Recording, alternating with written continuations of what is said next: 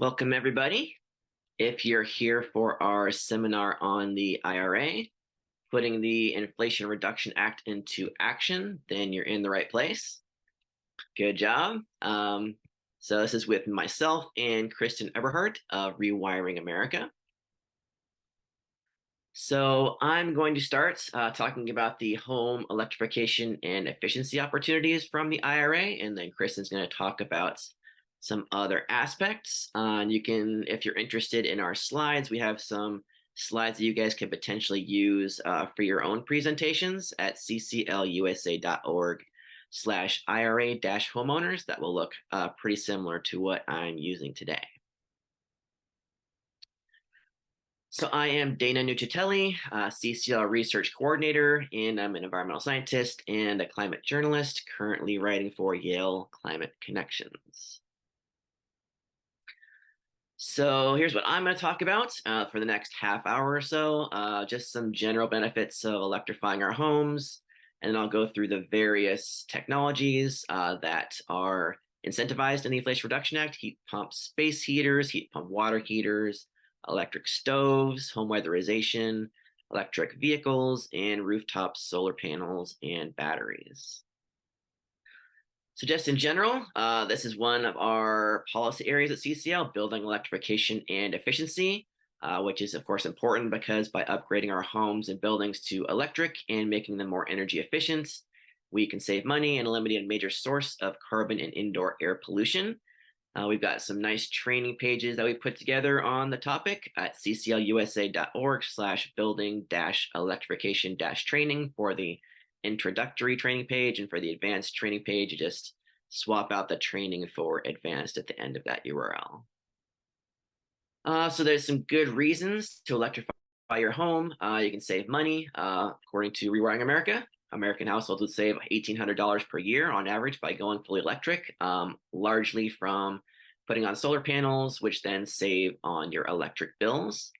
You also benefit your health because burning fossil fuels indoors is not healthy. It's a major source of health problems, in particular childhood asthma. And of course, it's good for the climate because we're trying to transition away from fossil fuels, because fossil fuel burning, including in buildings, is a major source of climate pollution. Another nice benefit is that electricity prices are much more stable than fossil fuel prices. So here you can see a chart of average electricity prices in the United States since 2000.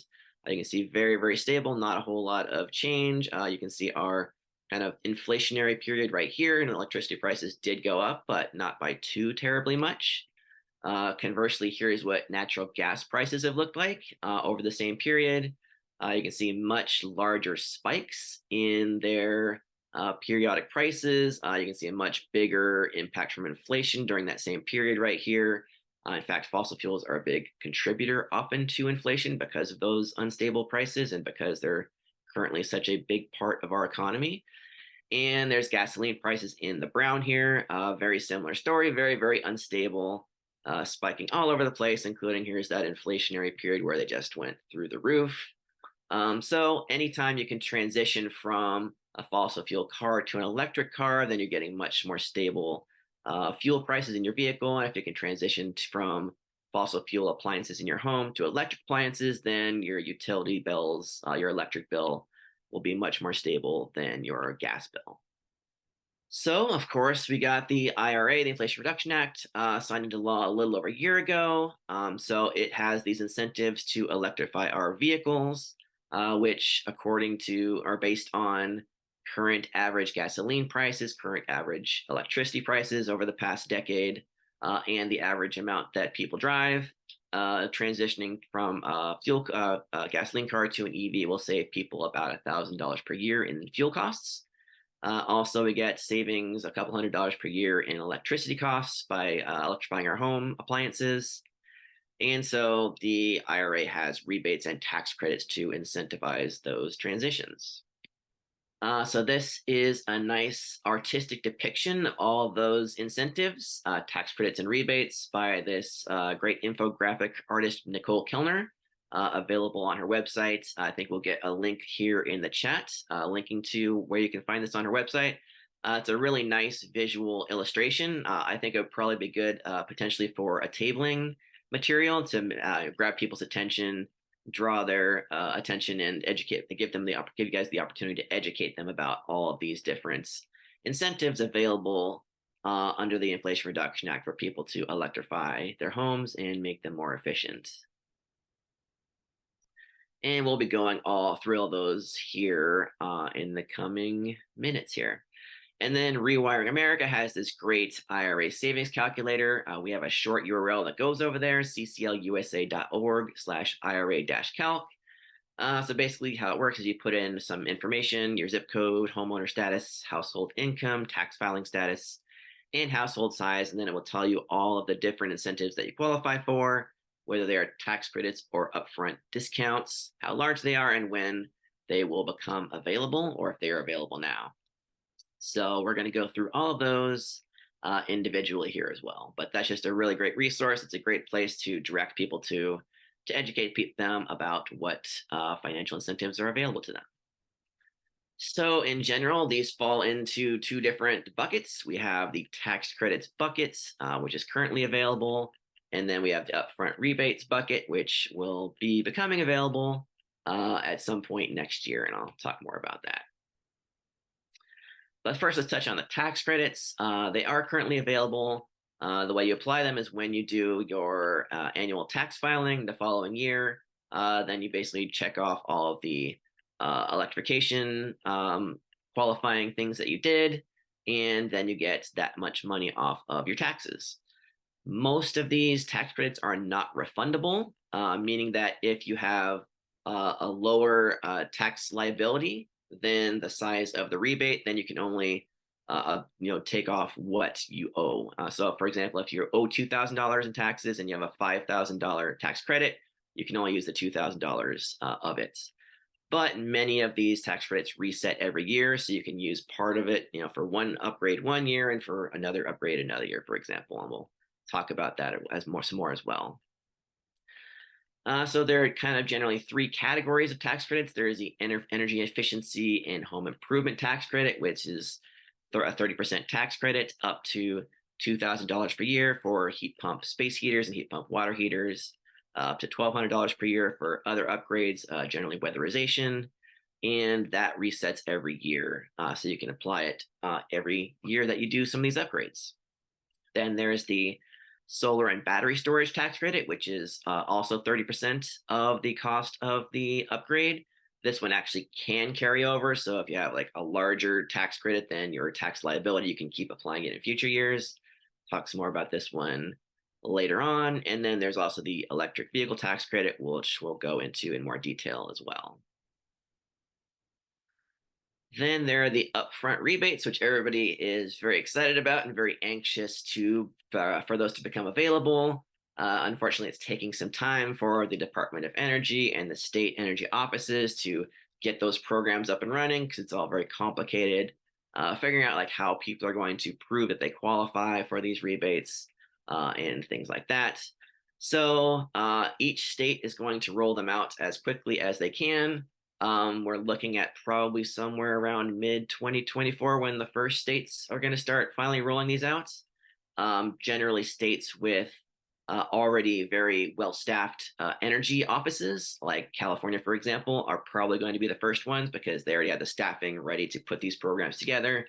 Whereas some other states without very large departments of energy or energy departments, they kind of had to hire staff to figure out how to do this first. And so that's going to take longer for certain states. So the first ones, hopefully in the next 6 months or so, and then more states will keep rolling them out going into 2025. So it's going to take some time. Everybody wants to see these, but the states are working as fast as they can, I'm sure. So in these upfront rebates, there are basically two programs that qualify. So there's first the High Efficiency Electric Home Rebate Act, which I call HERA, which it has rebates up to $14,000 per household for low-income and middle-income households. So it will cover 100% of these electrification updates up to $14,000 per household for low-income households, which are those that are under 80% of the local median income. And it covers those upgrades 50% of the cost for middle-income households, which are those that are between 80% and 150% of the local median income, which, again, the easiest way to figure out where you fall in that local median income range is to go to the Rewiring America IRA calculator, and it's got that already built in for you. So it's a lot easier than having to worry about figuring out like where do I fall in my area's local median income range. And then there's a second program called the Homeowner Managing Energy Savings Homes Rebates for home energy efficiency savings, which will probably be more relevant for high-income households that don't qualify for HERA, because you can't use both, or at least you can't be double dipping there. So we'll talk more about that program in a little bit here. So in general, this is a nice chart from the U.S. Energy Information Administration showing where the sources of energy use, and especially pointing out what's used by what our fossil fuels comes from in our homes. You can see the two big bars are space heating and water heating. And you can see space heating, we have some comes from electricity, but a lot comes from natural gas and some other fossil fuels. Water heating, similar. We have a fair amount of electric water heaters already, the dark blue, but then the light blue, we have lots of natural gas water heating and a little bit of other fossil fuels as well.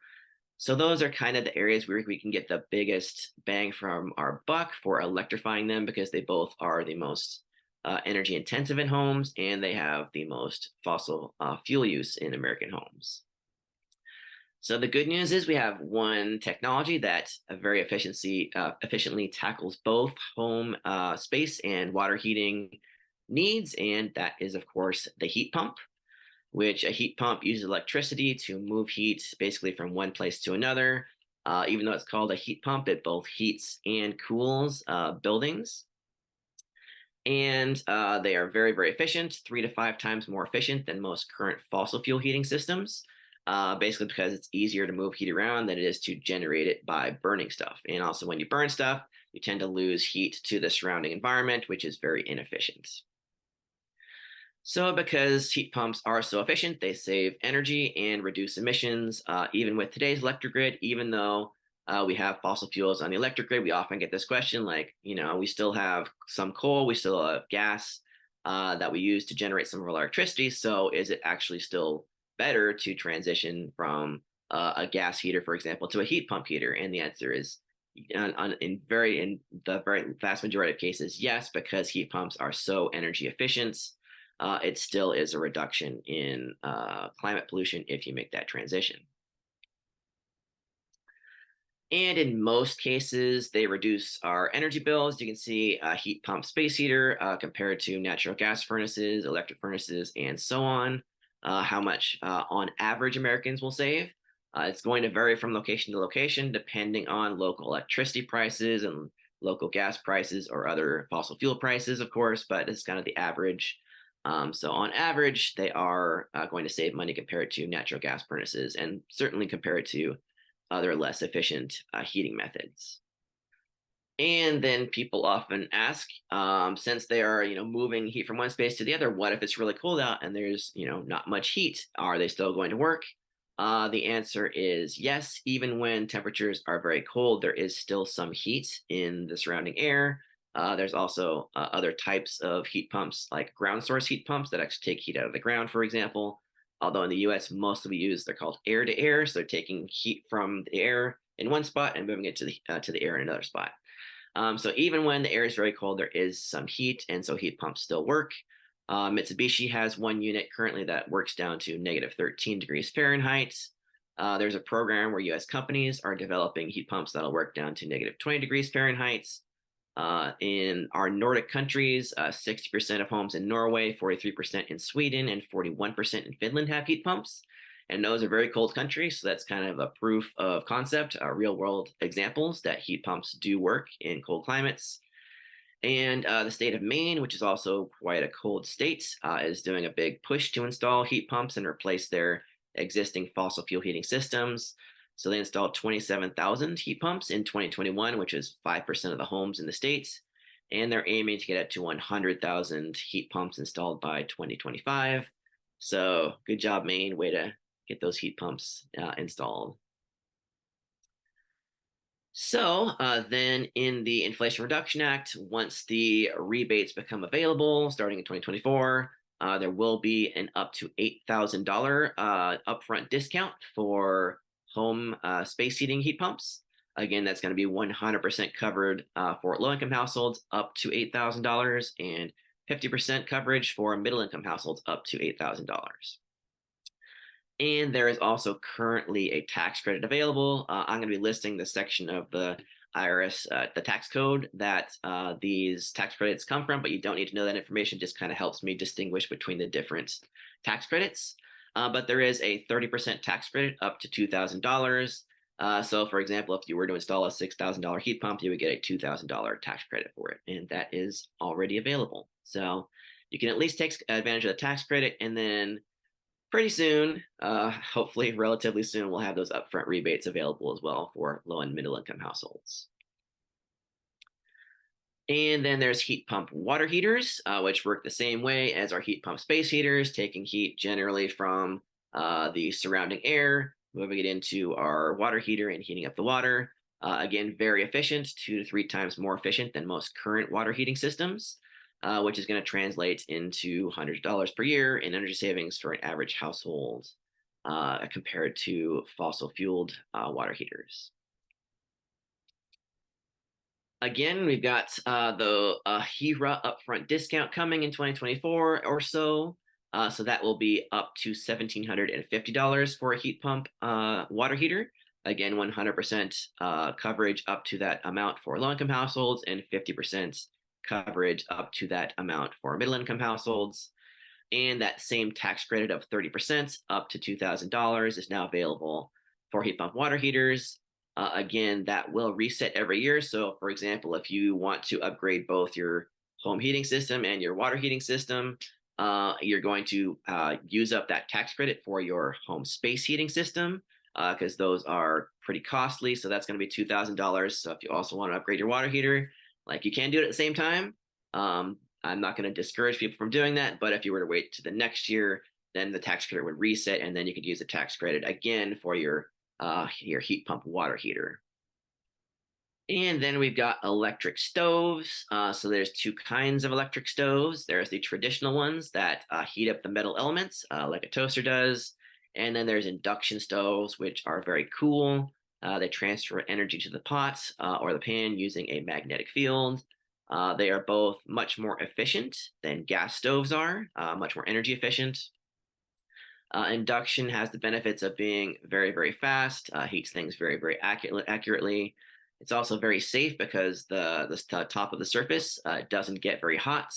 Whereas if you're heating up a heat element in a traditional stove, then that does get very hot. So there's that one difference, really. And induction stoves are a bit more efficient than traditional electric resistant stoves. But they are both much more efficient than gas stoves, which lose a lot of heat because you've got the burner going right there, and then some of that heat gets dissipated into the surrounding air instead of going into your pots or pans. And they're also, the electric versions are much healthier because you're not pumping methane gas into your kitchen right where you're breathing. So there is less indoor air pollution, which is a very big benefit of all kinds of electric stoves. It's especially true if you have kids. There's been a variety of studies finding that gas stoves are particularly bad for kids' health, in particular causing childhood asthma. And so it's a good idea, if possible, if you have kids especially, to replace any gas stoves with some sort of electric stove when possible. So again, there are the upfront discounts that will be available hopefully starting next year for electric stoves. They don't have tax credits, but they do have these upfront rebates coming. So that will be up to $840 for an electric stove, either electric resistance or induction. 100% coverage again for the low-income households up to $840, and 50% coverage for middle-income households up to $840 once the states make those rebates available. And then another cool technology is heat pump clothes dryers. So those will have pretty much the same incentives as our induction stoves and electric stoves. It's going to be an $840 upfront discount, no tax credits. So heat pump clothes dryers are very cool because again, they're super, super efficient, much more energy efficient than other types, either electric or most other. So we have basically in the United States, about 80% of our current clothes dryers are electric resistance heating. So again, they just heat up an element and that's how they get the hot air in the clothes dryer, or the other 20%, most of them are using natural gas to dry the clothes and to heat the air. So heat pump clothes dryers are much more efficient than both of those. And they have another cool benefit that they don't require any outside venting of air, just because the way they're engineered. And so that kind of reduces one more way for air to leak outside of your house. And so it makes your home more weather resistant. So again, 100% coverage for your low income households up to $840 and 50% for middle income households up to $840 once those rebates come into effect. So that's your electrification. And then there's also home weatherization, which is a bunch of steps you can take to reduce the amount of energy required to heat and cool your home. So it involves things like air sealing, insulation, upgrading your doors and windows so they're less leaky, and ventilation improvements. So generally ways to make it so that less air is leaking out of your house. A good way to figure out the best steps you can take to weatherize your home is to get a home energy audit, where some expert will come in and find the leakiest areas and tell you like where you can get the most bang for your buck. The nice thing is there is also in the Inflation Reduction Act a 30% tax credit for home energy audits up to $150. So for example, if you have an expert come in and do a home energy audit and it costs $450, then you get a tax credit for $150 back. And it's just generally a good idea to weatherize your home. Up to 20% of the money spent on home energy by average American households is wasted just from air leaking out of the house. So as a result, weatherizing homes reduces energy waste and it reduces energy bills. It's especially true for low-income households that tend to be older, leakier homes, so they can save up to 35% on their energy bills through weatherization projects. So again, we're going to have those upfront discounts for insulation, for air sealing, and for ventilation upgrades, up to $1,600. Again, 100% coverage for low-income households, 50% for middle-income households, up to $1,600 once those rebates become available. But there is currently a tax credit already available. Again, it's one that resets every year, and it is up to $1,200 per year, 30% off, or 30% tax credit for $150 if you do the home energy audit, as I mentioned. Then there's also $1,200 for any insulation and air sealing upgrades that you do. And then you can get $250 per door, upgrading your doors up to 2 doors, and $600 for upgrading your windows each year. Again, that resets every year. So you can, for example, one year do $1,200 and or get the tax credit for $1,200 for insulating and improving your insulation and air sealing. And then the next year you can upgrade your windows and your doors and so on, and spread it out if you so want, or you can just do it all at once if you can afford that. And then we have, and that was from our HERA. There's also the HOMES program that I mentioned. So the HOMES program, basically you have to figure out if you're going to do a big home energy efficiency project upgrades, a bunch of upgrades to your home, then how much is that going to improve your home energy efficiency? So you can either do that by having a contractor come in and model it or take some measurements. And in this program, if you save more than 35% energy savings in your home, then you can get a rebate of whatever's less between $4,000 or 50% of your project costs. And then the rebate goes down if you save, if your energy savings increases by less, as you can see here.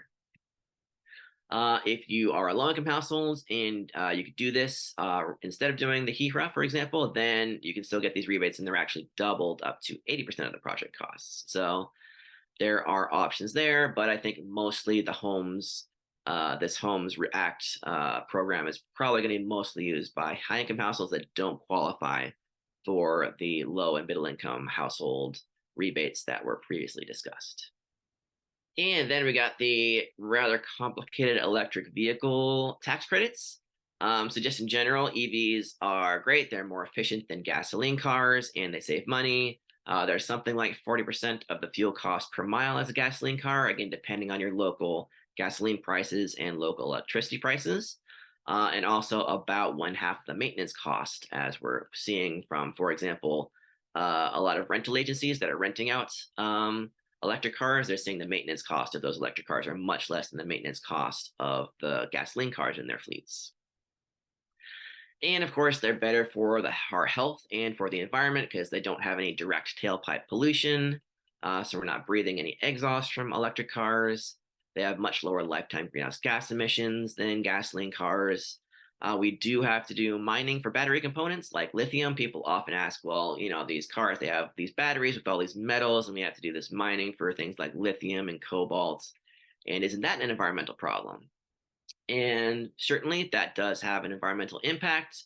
However, for a battery, just mining the metal, the minerals once, whereas for a gasoline powered car, you have to drill for oil and refine that oil and then send it out as gasoline, which just gets burned in the car. And then you have to drill for more oil, refine it again, send it out, burn it in the car. And so that is an unending process, whereas the mining for the battery for the electric car just happens once. And so overall, the environmental footprint of the electric car is still much less than the gasoline powered car.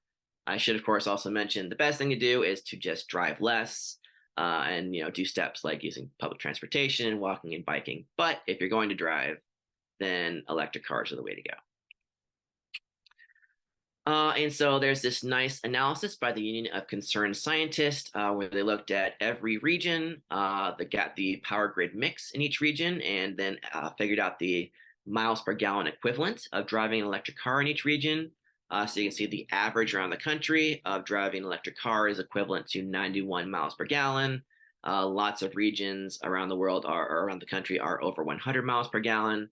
Really every region in every state, the driving an electric car is still equivalent to driving a very, very efficient gasoline car at the very least.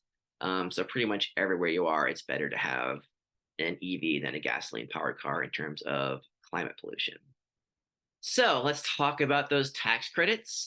They are up to $7,500 for new EVs, as long as those EVs are first assembled in North America.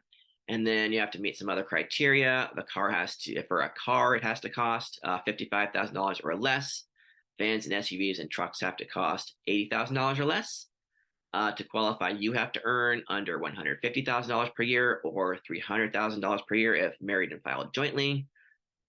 And then half of the tax credit applies if most of the battery's critical minerals come from the United States or are free trade partners.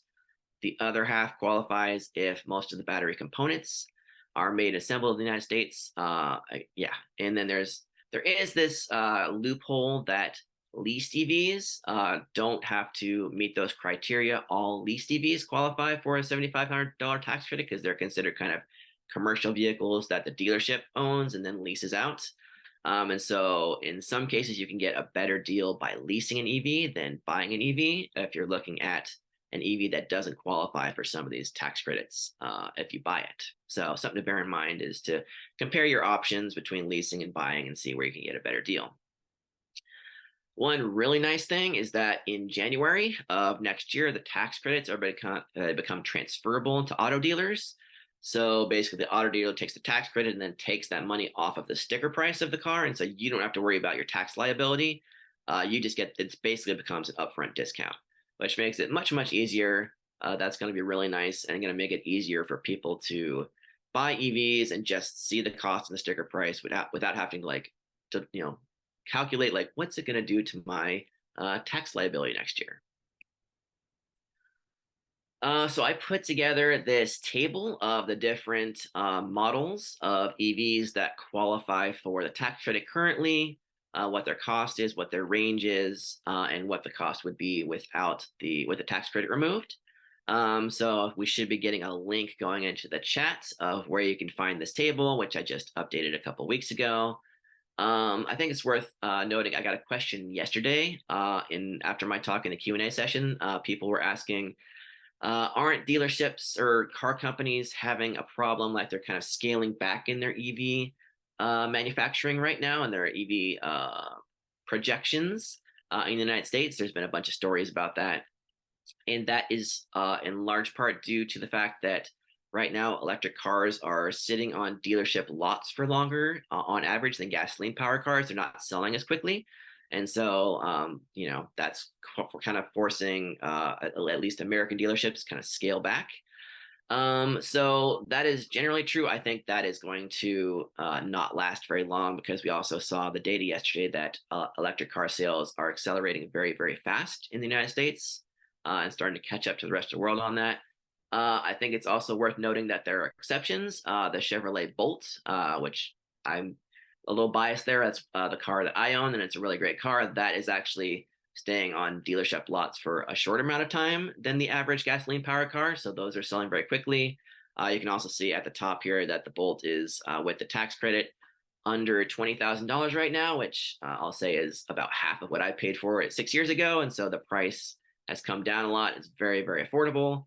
So I think it's pretty great that there is an EV available for basically under $20,000 once the tax credits are applied. And I think it should be like the best selling car in the country personally, because I love it and I wish I could have paid $20,000 for it. So in any case, let's move to used EVs because there's also a tax credit for used EVs, which is very cool. So that one's going to be either $4,000 or 30% of the sales price, whatever is less. And it has to meet a variety of criteria. To qualify, you have to earn under $75,000 or $150,000 if married and filing jointly. The EV has to be at least 2 years old. It can't cost more than $25,000 when you purchase it used. The weight has to be less than 14,000 pounds, which just basically means that it's not a heavy-duty vehicle. Even the electric Hummer weighs less than that, so that's not an important criterion. The battery capacity has to be at least 7 kilowatt hours, which basically means that I think just about every plug-in hybrid qualifies for this used EV tax credit. So it's not just fully electric car, it's also plug-in hybrids that qualify. One catch is that you have to buy it from a dealership and it has to be the first transfer. So you have to be the second owner. So basically the first owner gave it to, sold it to the dealership and then the dealership sells it to you. So it's a little bit of a complication. The nice thing is there is none of that made in North America or free trade agreements or anything like that. Sourcing requirements, you don't have to worry about where the batteries came from, where the vehicle is assembled. It's just every used EV qualifies for this tax credit as long as you meet those other criteria.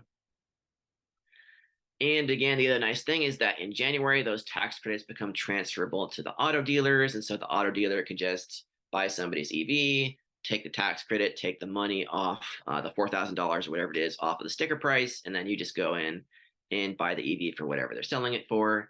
So that just makes it a lot easier than having to worry about taking advantage of the tax credit yourself. Then there's also an EV charger tax credit up to $1,000 if you're living in what's determined to be a non-urban or a low-income community, which that's kind of complicated to figure out who's in a low-income community. So again, I would just advise people to go to the Rewiring America IRA calculator and plug in your information, which includes your zip code, and then it tells you if you qualify for this particular tax credit. And it's way easier, trust me, than trying to figure out if you're in a metropolitan area or if you're in a low-income community. And then there's rooftop solar panels and batteries, which of course are great because you're able to produce your own zero emissions electricity. Again, there are people that raise the question, hey, if you're going to build solar panels, you do have to do that mining for, silicon and all the different critical minerals. But again, that only happens once. Just you get the materials, you mine those once, you put them into the solar panels, and then it's done, as opposed to constantly drilling and extracting and burning natural gas, or mining and extracting and burning coal, which is you're doing more and more environmental impacts constantly. So while there is an environmental impact from solar panels, it is much, much smaller than from using the electric grid, which still burns fossil fuels. You're also guarding against fluctuating electricity rates, because even though electricity rates are relatively stable, they do still go up and down. And so if you're generating your own electricity on your own solar panels, you don't have to worry about that. And if you have battery storage combined with your solar panels, then that can protect against power outages. So when the power goes out, you can start to get electricity from your batteries and you're still in good shape. So that's a very nice benefit. So this one has a slightly different tax credit. It is still a 30% tax credit, but it's uncapped, which is kind of nice. So whatever your solar panel system costs, you get a 30% tax credit with no limit. So for example, if you have a $15,000 solar system that you buy, you get $4,500 worth of tax credits. And there's also a tax credit for electrical panel upgrades if that needs to be done at your home and when you're doing your solar rooftop installation. So that can be a very nice thing to take advantage of because oftentimes we're electrifying a lot of stuff in our homes and our electrical panels need upgrades. And so if you can get a tax credit for that, that's really nice. And that one is also uncapped.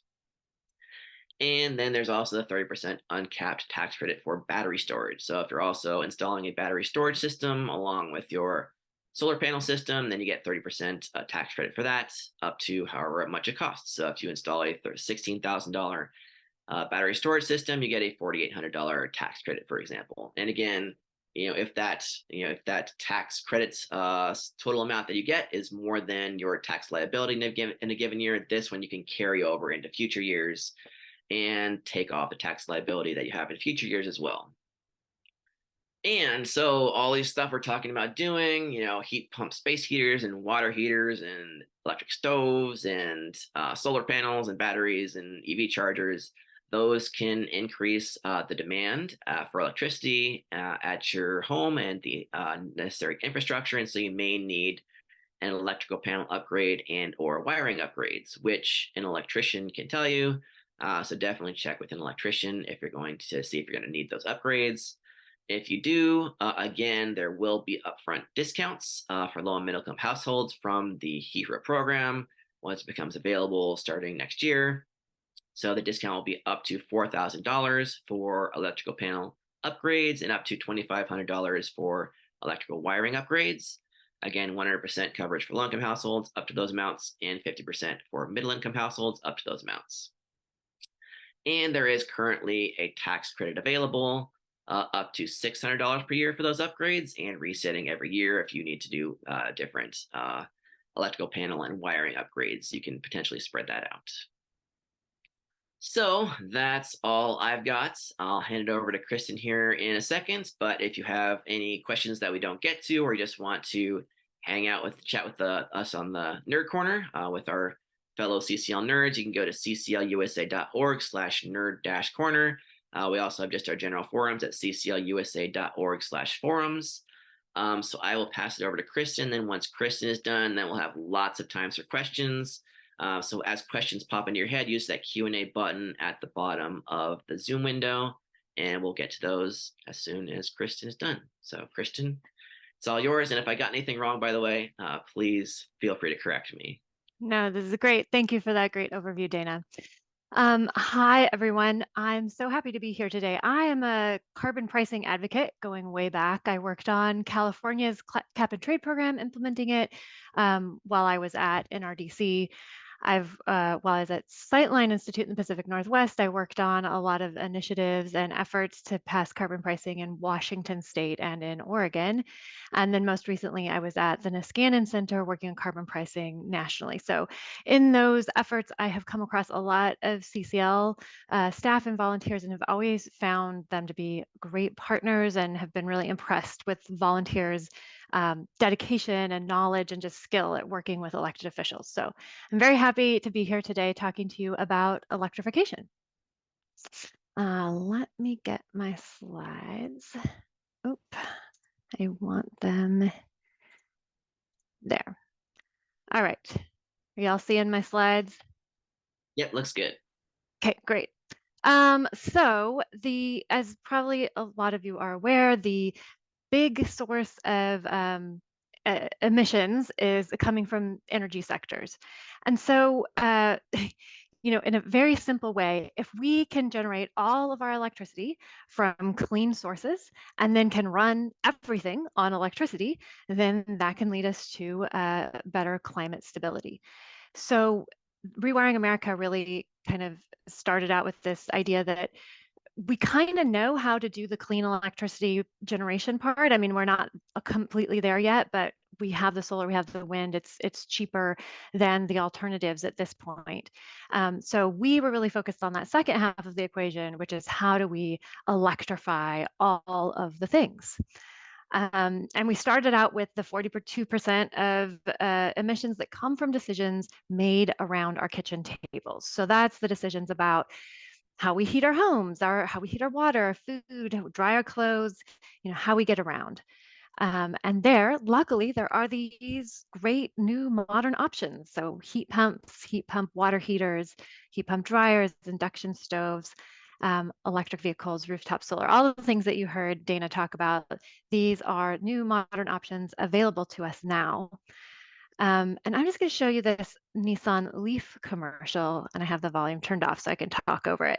But basically, I love this commercial because it shows like imagining what it would look like if we burned fossil fuels inside our house for all of the things that we right now use electricity for, and how crazy that would be to have, like things burning and smoke coming out of them all the time.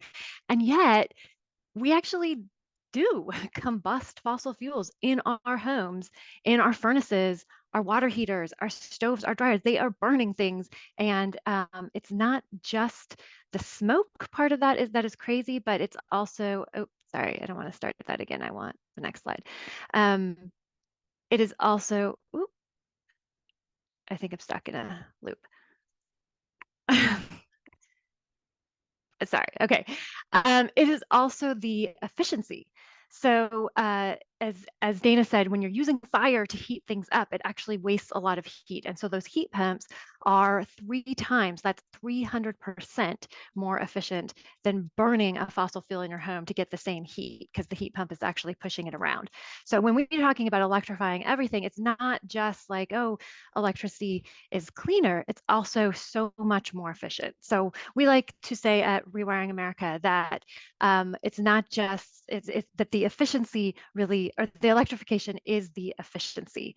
So if you get a gas car that is more efficient, it is still burning gas. So it's a little less waste, but with these new modern electric machines, you are actually wasting so much less energy because all of it is going into moving the heat around rather than into burning something and creating the heat. So great, we've got our equation, right? We generate everything with clean electricity and then we electrify all the things. That means 1 billion new electric machines installed in the United States by 2050 in order for us to be on path for 1.5 degrees C. And that also means that because, for example, a heat pump might last 15 years, then if we want 100% to be electric by 2050, we can't be installing any new gas furnaces after 2035. So that is just 12 years away. And we, at Rewiring America, we calculated this out, like on the path that we're on, because there are new electric machines being installed now. We have some already in place. We have some being installed. So we figure there's like 12, 13 million that are going to be installed in the next few years, no matter what. But we need to have 26 or 27 million. And so that leaves a gap where it's up to us to be pushing new electric machines to fill that gap to keep us on path for 2050. So we have a report out nationally on our pace of progress, but I'm giving you a little sneak peek. Shh, don't tell anyone. This is actually going to be rolled out next week officially, but this is what it's going to look like. We took that pace of progress down to the state and county level. So you can plug in your state or your county and sort of see that curve where the gray line is how many we think are going to be installed, just business as usual. And the yellow line is what we need in order to get on path to 2050. And then that purple area is the difference, which is what all of us are needing to push. So this, once it rolls out next week, will be, I think, a great tool that you can use with your local leaders. You can go and say, like, down to the county level, here's the gap that we're trying to fill. How are we going to get there? And just a quick note, Dana mentioned Maine, and yes, yay, Maine is doing great. They actually blew past their 2025 goal. So they had a goal of 100,000 heat pumps installed by 2025, and this is in a state with 570,000 households. So 100,000 is actually was a pretty aggressive goal, and they hit that goal in 2023. So they're now actually in the midst of setting a more ambitious goal. So this is definitely doable. And of course, this is where the IRA comes in with all of the things that Dana talked about, helping us jumpstart this move towards a billion electric machines. And this is just a big bucket. I started to make buckets like Dana had for the rebates and the tax credits, but then there were too many buckets. So here's all the kind of big buckets in the IRA. The big one is the tax credits, because as Dana said, those are uncapped. And so that could be, if lots of people take advantage, it could be a lot. We're estimating around 43 billion, but it could be even more if more people take advantage of it. Then there's this big bucket of the Greenhouse Gas Reduction Fund, which has some pieces under it. The home energy rebates, which are those point of sale rebates that Dana was talking about, those are 9 billion, and that is capped, unlike the tax credits, which is just like as many as people want to do. The home energy rebates, they will run out after 9 billion. And then there's climate pollution reduction grants and community block grants. So lots of different ways that the IRA was trying to tackle this problem. You heard a lot about what, as a homeowner or apartment owner, what you can do. I'm going to tell you a little bit about what landlords and renters can do to take advantage of the IRA. So good news, landlords, all of those things that Dana talked about, the heat pump credits, the water heater, stoves, those are all available to landlords. And in fact, 10% of those home energy rebates are set aside for low income multifamily buildings. So if a landlord of a building where at least half of the tenants are low or moderate income has access to, and in fact is, some of those credits are set aside for them. And then in addition to that, landlords have access to tax deductions for commercial buildings as long as they have 4 or more units. They count as a commercial building for the purposes of this IRA tax deduction. They can get home energy efficiency credits, which now, because of the IRA, can actually be stacked on top of the existing low-income housing tax credits. So we're hoping this will result in more affordable housing that is also energy efficient and electric. There's green and resilient retrofit programs, which is going through HUD, and it will be grants and loans for affordable multifamily housing landlords.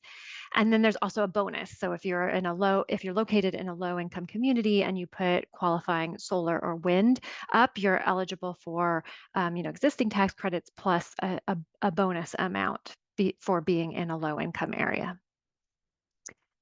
So as a renter, what this means is, first of all, you should make sure that your landlord knows that all of these things are available. They can get rebates, they can get tax credits, they can get tax deductions. So, just make sure that they know that those are all available and that they could help upgrade their building stock and lower the bills for their tenants. And then you as a renter, there are also some of these appliances are things that you might take with you. So, you're not going to take your furnace with you, but in some rentals, it doesn't come with a stove, or it doesn't come with a clothes washer and dryer. And so you can buy one and get this tax credit or rebate, and then take it with you, to your next rental property. And then in addition to things that are available with the credits, there's also like, if you have a gas stove in your apartment, and you have kids and you don't necessarily want to be burning that methane gas inside your enclosed house, you can actually get a very inexpensive hot plate. You put it on the counter and then you can cook on top of that instead of on top of your gas stove. And then also, of course, you are eligible for the EV rebates that Dana talked about. That's not tied to whether you're a homeowner or not. So you should definitely take advantage of those. So there is there are also provisions in the IRA that can help local governments, schools, communities, nonprofit organizations. And here, the big innovation that the IRA did was direct pay. So previously, organizations that were tax exempt, so local governments, tribes, schools, municipally owned utilities, nonprofits, churches, all of those are tax exempt entities, so they didn't have a tax burden, and so they couldn't qualify for tax credits. But what the IRA did is say, we will just give you the money, even if you don't have a tax burden, we'll just directly pay you the money. So it opens up this whole new opportunity for those tax exempt entities to be investing in solar, wind, and other things that you can get tax credits for. So the other thing, big thing that cities might consider is often cities have some control over building code. I mean, sometimes it's completely at the state level, but often cities will have maybe their own piece of it or their own version of the state code. And there is this technical assistance fund to help cities and states upgrade their building code to be more energy efficient. And that has a huge impact because then, every building that's built has to comply with that new, more efficient code. So if your city or state has a really outdated code, there's funding here to help them update it, which can then have a big impact.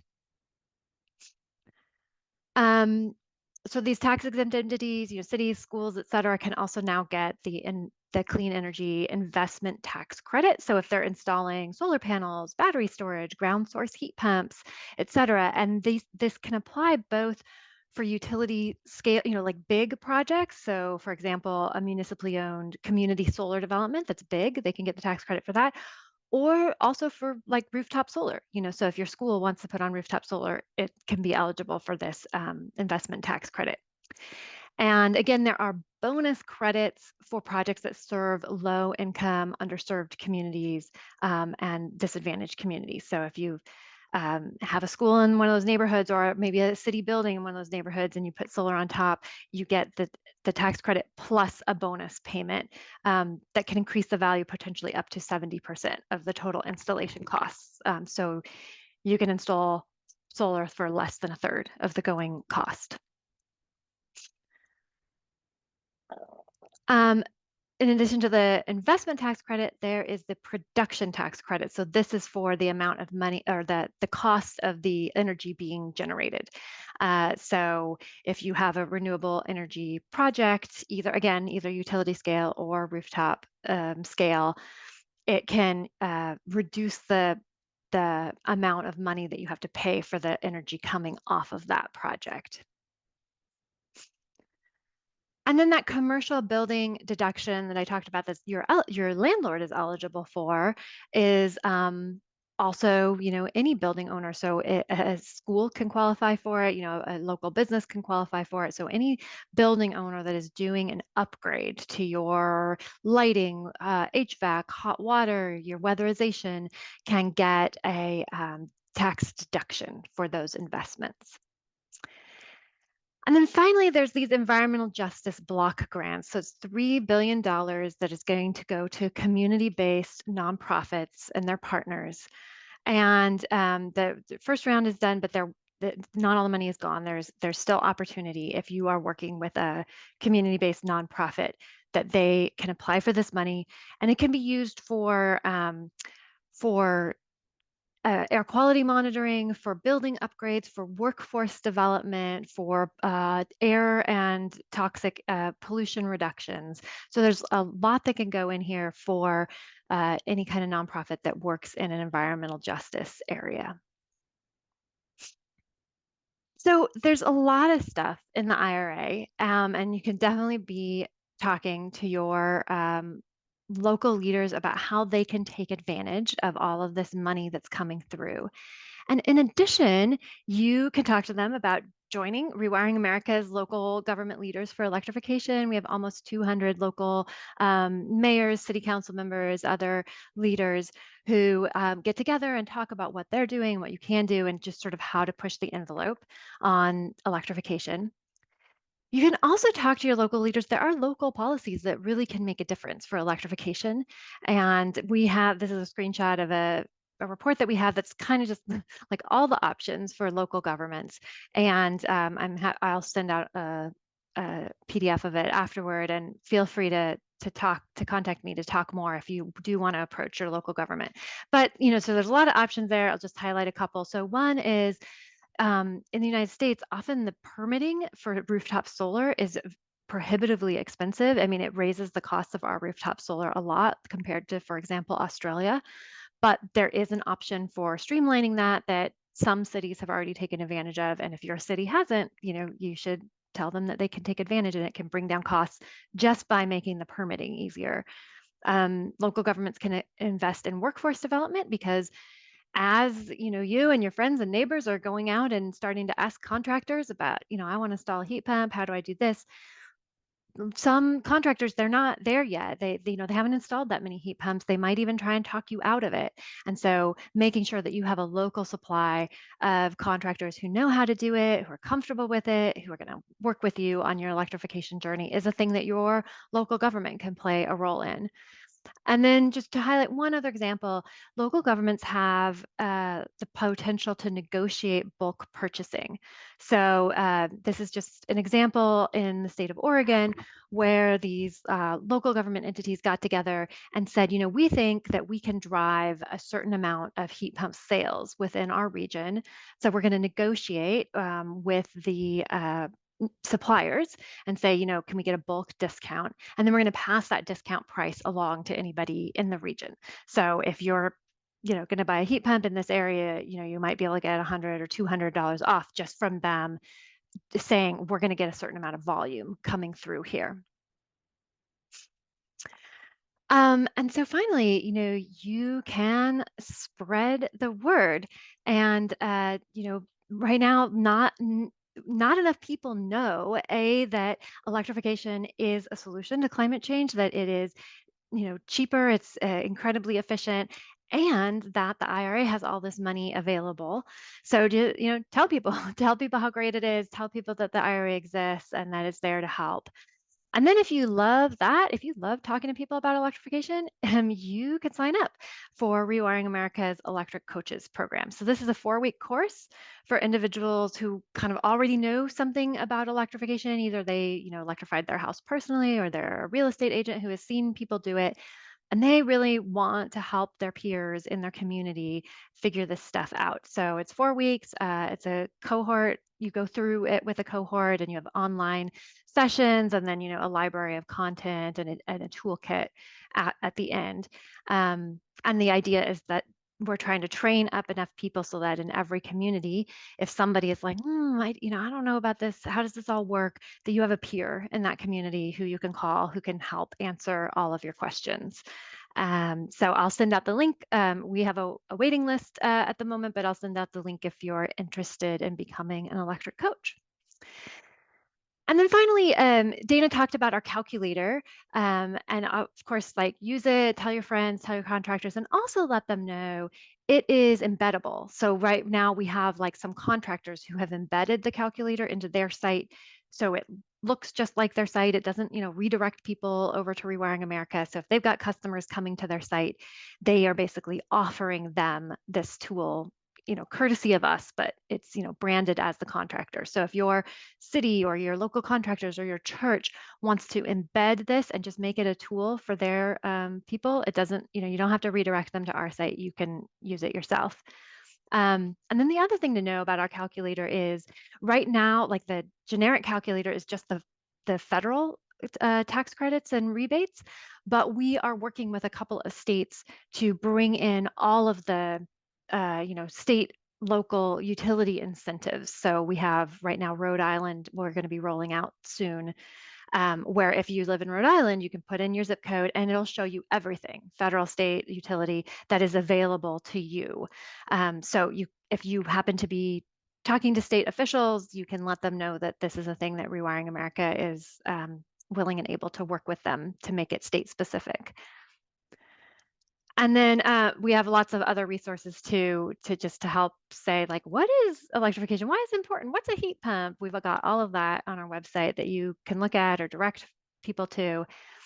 And then coming up, we have what we call our personal electrification planner that will kind of take that next step with you. So, as Dana said, there's an annual cap to these benefits. So you might want to like spread the work over 2 years, or sometimes there's work that needs to be done before something else can be done. Like you need to think about the wiring before you can install this other thing.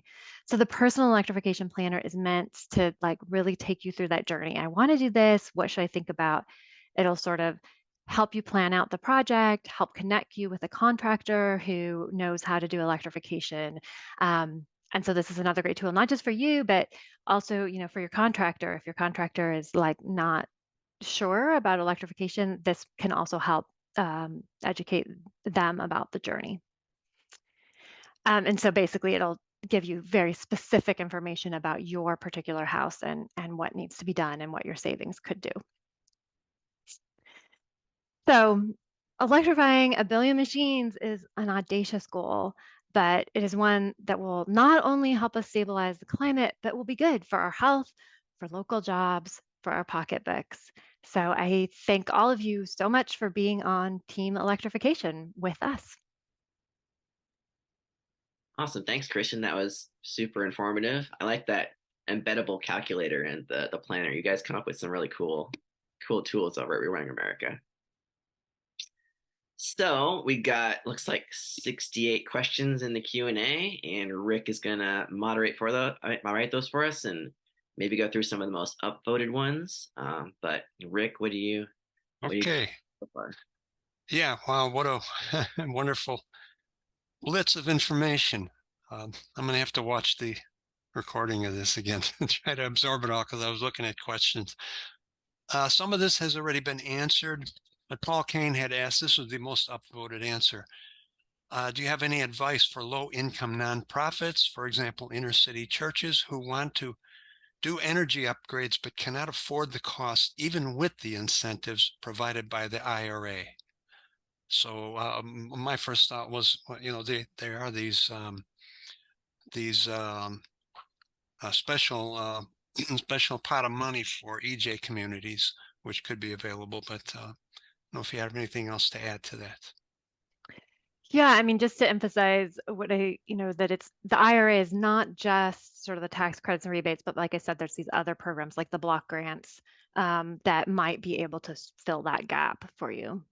I mean, that's only the federal things. You can also look into state and local incentive programs. Increasingly, more states are kind of seeing that this is a need and are putting in money. So, no guarantee, but if you can stack up, the rebates, the block grants, and maybe you have some state or local, it might be able to get you all the way. Another highly upvoted question.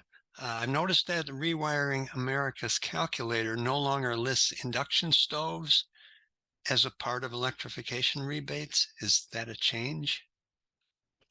I am not, so I know we have been trying to get more exact about what's available now and what's not.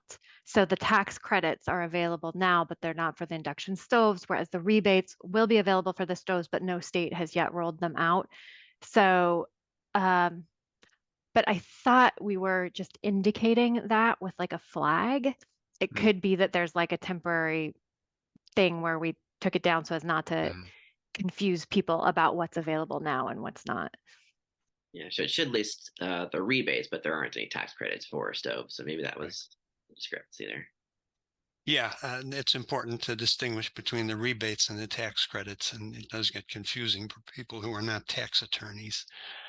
Vernon Dixon asks, if you sell your EV before 3 years, do you have to pay back part of the rebate? I would guess no, but I thought I'd throw that to you.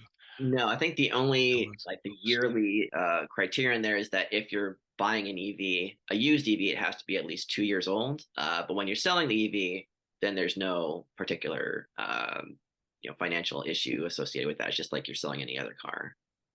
But yeah, it's just qualifying for the used car rebate. The car that you're buying has to be at least 2 years old, and it has to be the first transfer and all those other fancy requirements there. Yeah, I think that there's another question from Jeff Holzum about greening up. He said, Dana, I'm working on greening up my parish. Can you tell us which benefits apply to nonprofits? I think Kristin has answered that. Now, Paul Friedrich asked a question that I thought was a good one. Do cold climate heat pumps need any kind of backup for the coldest weather, such as resistive electric heating? So you can size, there are cold weather specific heat pumps that can handle pretty much anything. You can also like use a regular heat pump and size it bigger to meet a certain need. Or you can use a ground source heat pump, which works fine no matter how cold it is because it's it's buried down in the ground. And then in addition, there you can get electric resistance heat that's like built into the heat pump to give it that extra boost. The resistance heat is much less efficient, but just if you're just thinking about like a couple days a year where you need a little extra boost, it's like built into the system to build it up for those Right. days. I think Susan Adams put a note in here to ask her. Perhaps you have some direct experience, Susan, if you want to weigh in on this. Direct experiences with the cold weather heat pumps? I do not, but definitely from we've talked a lot with Efficiency Maine Trust that has installed all of those heat pumps, and they said that they experienced some people wanted to keep like their propane boiler as a backup. And for the most part, they do not recommend that because they can give you a heat pump that will work. And they've found that if people keep that propane, then just use they'll like forget that they have the heat pump and just burn the propane. So in general, you can get a heat pump that can handle it and doesn't need that, extra fossil fuel backup. Yeah. Okay, another highly upvoted question. Can you talk about incentives to towns, cities, or counties to adopt and implement climate action plans? I think you've talked about that, Kristin. Anything to add? Yeah, so just I think I touched on this briefly. The climate pollution reduction grants are states as well as large metropolitan statistical areas. So not counties, but it's like down below the state level. And basically, it's you're coming up with a plan for how you're going to reduce climate pollution, and then you can get money to both to write the plan and then also to implement the plan. And it is a competitive process. So unlike like the rebates, every state's going to get sort of like their fair share based on their population. But the climate pollution reduction grants are more money will go to places with a better plan. So certainly you could be talking to your large city or state about whether they're applying for those. Yeah, I Okay. think the deadline for that passed so there was like some funding to create those climate action plans. And so like I think every state except for like four applied for that in pretty much all large metropolitan areas. And so now they'll be getting the funds, which is like I think it's $3 million for a state and $1 million for a large metropolitan area to create the plans. And then they'll submit the plans and then they get grants sent to them based on like who has the best ideas for reducing greenhouse gas emissions in their state or metropolitan area. Yeah, that's a great clarification and a great incentive for CCL people to go to their local community leaders and explain that to them. Paul Bernstein asks, is there concern about heat pumps because of refrigerants using high global warming potential gases and leakage of these refrigerants? So yes, they do use refrigerants that are right now a higher global warming pollution potential. There is a movement towards, so basically there's a little bit of a trade-off between fire safety laws that push towards the higher global warming pollution potential and then, climate orientation which would push towards lower.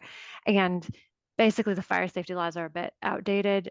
There's, if you have natural gas in your home, you have a a fire risk. And so there is, I think most states have now passed, the EPA has a like standard saying which lower global warming pollution refrigerants are still safe. And then most states are now moving to like recognize and implement that standard.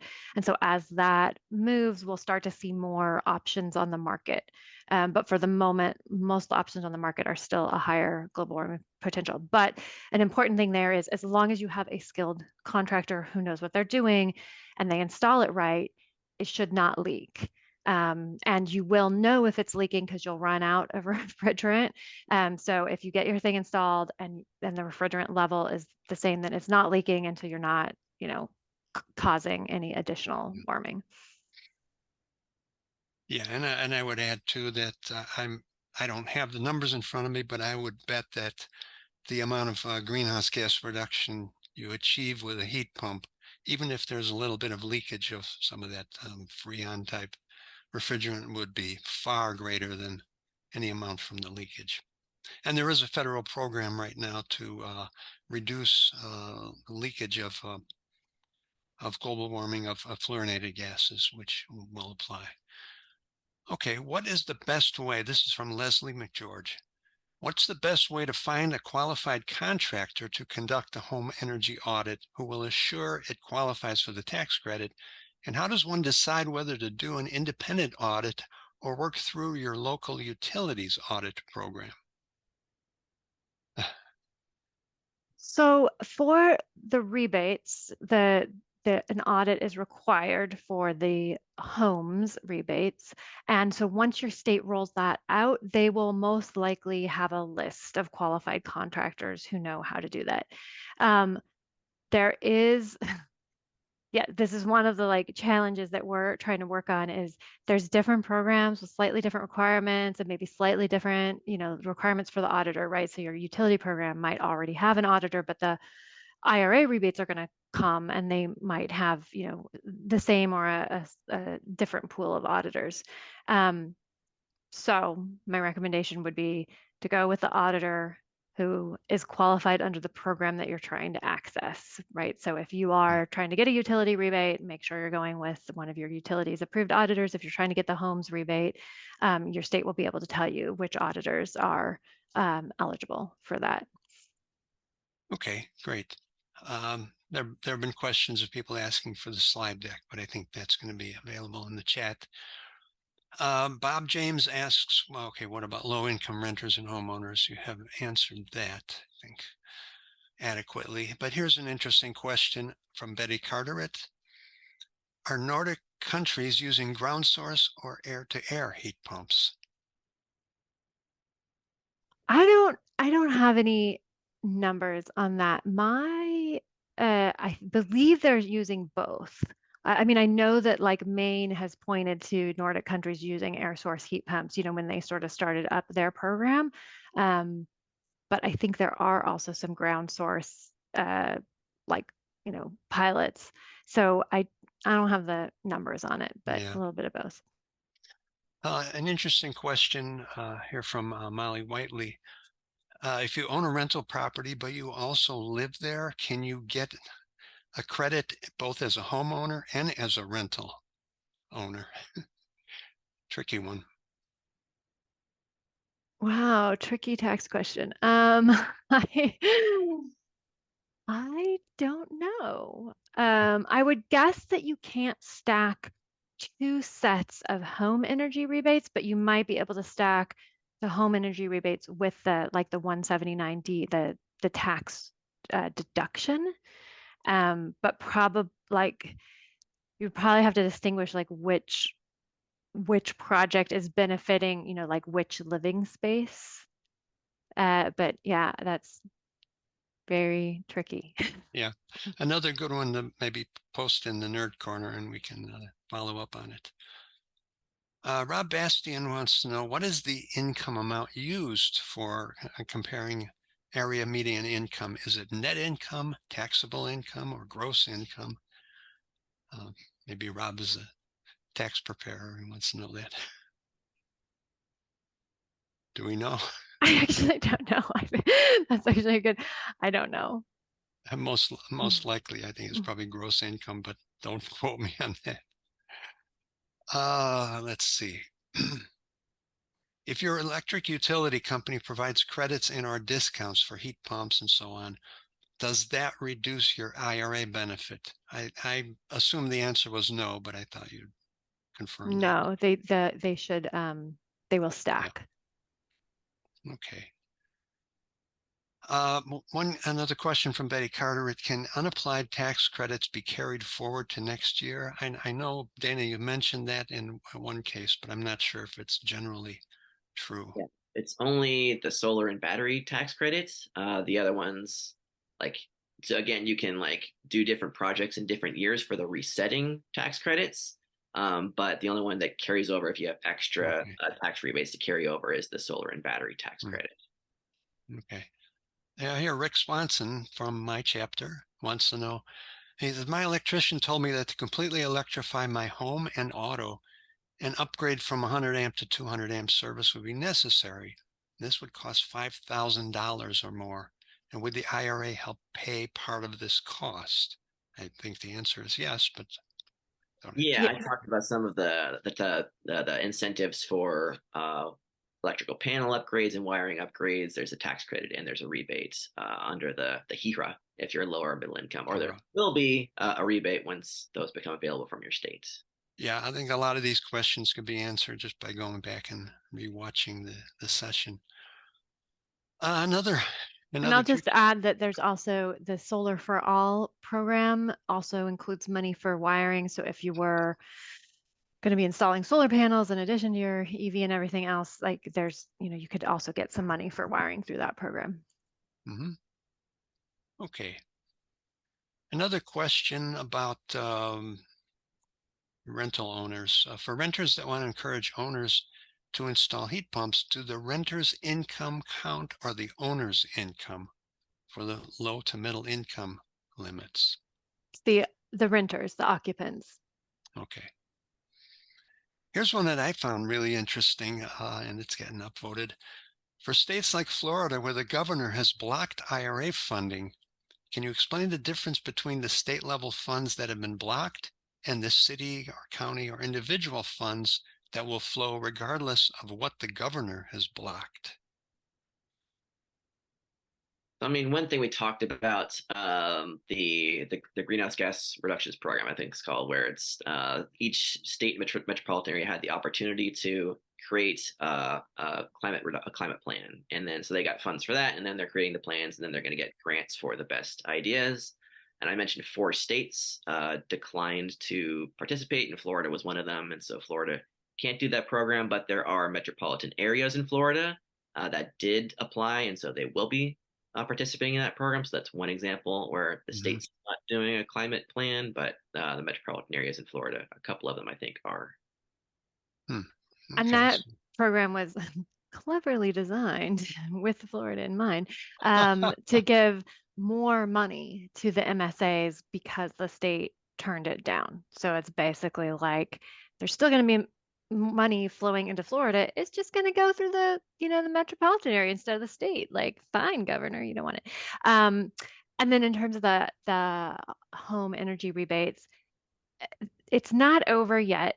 The governor has said he doesn't want it, but you actually states have until 2025 to apply for that. So it's the state still could turn it around and still get that money. But if they do not, if they persist in not taking the money, then yes, those rebates will not be available to Floridians. The tax credit still will be, but the rebates won't.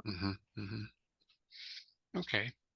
Anne Marie Eklund wants to know, when will we know when the discounts will be available, and what's causing the uncertainty around the timing of those discounts?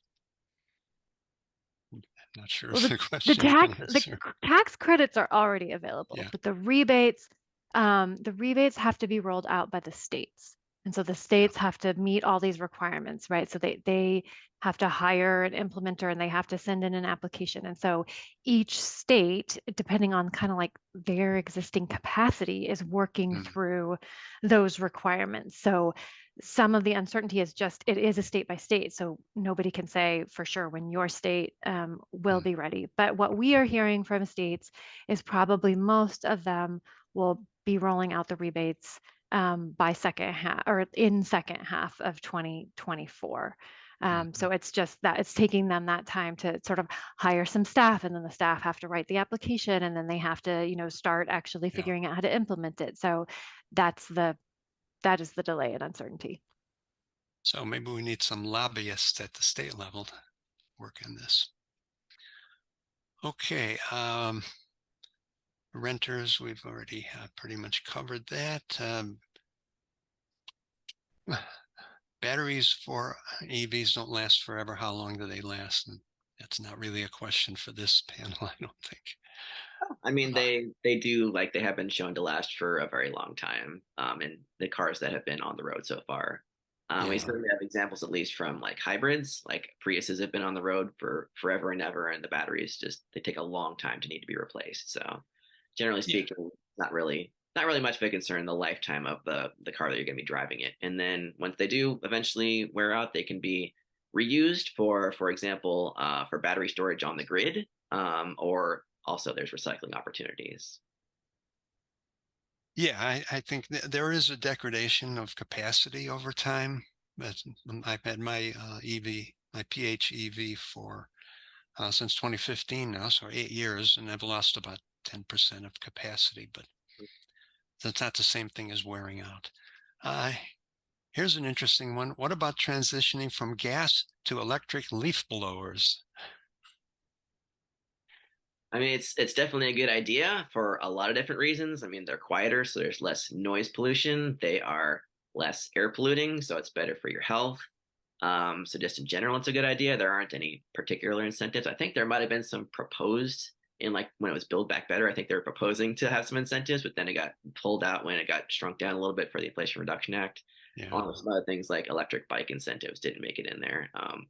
So no incentives for it, but it's still a good idea for a lot of different reasons. And like a good one just being your health, because like you're burning fossil fuels right in front of your face with that leaf blower. So switch to one and you'll be much healthier. Okay. Question, will the climate solution reduction grants go primarily to urban areas? I live in a town of about 13,000 people. Would we have a chance? So I mean, the grants for the climate action plans have already been, are like to create the climate action plans have already been awarded to, and it was going to, I think it was the 67 largest metropolitan areas. So you had to be a relatively big metropolitan area to qualify. And those have already been like decided. So unfortunately, small areas aren't going to be able to get those. Now, does that? But if your state applied, or if your state, gets the money, they might still have programs that work for you. It's just that your, locality wasn't eligible to apply by itself. And when you talk about a metropolitan area, are you talking about just the core city or the surrounding suburbs? Yeah, it's like city and surrounding suburbs. Like Sacramento, we've got lots of suburbs. And so like it's the Sacramento and surrounding areas. And so like I'm not in Sacramento, but I'm like part of the Sacramento metropolitan area. It's like a census designation, the metropolitan statistical area. It's kind of like the whole, if you have connections between, commuters, that's not just the city, so like Portland, Oregon, and Vancouver, Washington are part of an statistical area, even though they cross state lines, because it's kind of like there's a lot of connections. Yeah, I live in the Chicago area, and it kind of goes on forever. But here's Brian Etling has this question. Just curious if Dana and Kristin have personally taken advantage of the incentives of the IRA, and what are your experiences? I mean, I personally did all of my electrification before the IRA was passed, so I didn't get to. Like the one thing I have left is I still have a gas stove, and still for my cooking, I use one of the small induction burners just for myself. Like my wife has an attachment to the gas stove that I haven't been able to, to separate her from, but maybe at some point, if we can qualify for some rebates, maybe I can convince her someday to transition to a better stove. But in the meantime, I'm just using the one induction burner by myself. Need to take her to a cooking demonstration with an induction stove. They're Great. That- Yeah, we got an induction stove without, the incentives aren't available yet, but we have a son with respiratory problems, so we Mm, prioritized taking yeah. care of that. And the water heater, we have not yet done our furnace, our HVAC system. Mhm. Yeah, well, fortunately, I'm a laggard, so maybe I'll get to take advantage of some of that. I need an electric oven, wall oven. Still have the gas stove though, but important to have adequate ventilation whether you have a gas stove or not. And a few years ago, I put in a high efficiency gas furnace. So, damn. All right, let's see. Some more questions about landlords, which have been answered. Well, I don't know if there's a good way to answer this. How would you advise residents in a state or locality where electric bills are very high and natural gas is much less? And usually the contractors advise you to stick with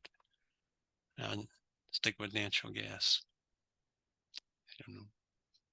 I mean, there's a lot of things to say there. Like, there's, other than financial considerations, there's also the health and the climate considerations. So especially if you're talking about the stoves, then again, there's the indoor air pollution to worry about. And of course, if you're worried about climate change, then, there's a lot of good reasons to electrify your home, even if, local gas is relatively cheap. And then there's also the fact that gas prices, as I showed, are very volatile. So they might be low Right. right now, but in the future, that might not be the case. Whereas your electricity prices are going to be relatively stable over time. Hopefully, even at some point, go down as we install more cheap solar and wind energy. So in the long term, like it may seem like the right idea right now for your just from a financial perspective to keep your gas appliances, but in the long term, that might be the wrong decision. So there's also that consideration. Do you have any other ideas, Kristin? Yeah, so certainly that calculation is very sensitive to the gas price, and you do not know if that gas price is going to be the same. Like, in fact, it's a very good bet not to assume it's going to be the same as it is right now.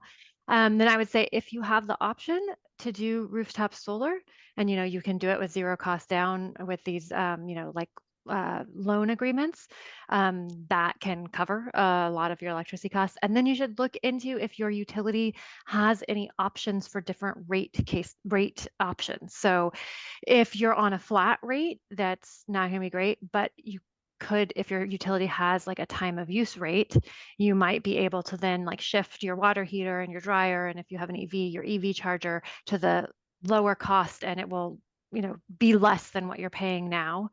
And I have one more thing. And then I guess like if your utility does not have those rates, go and tell them.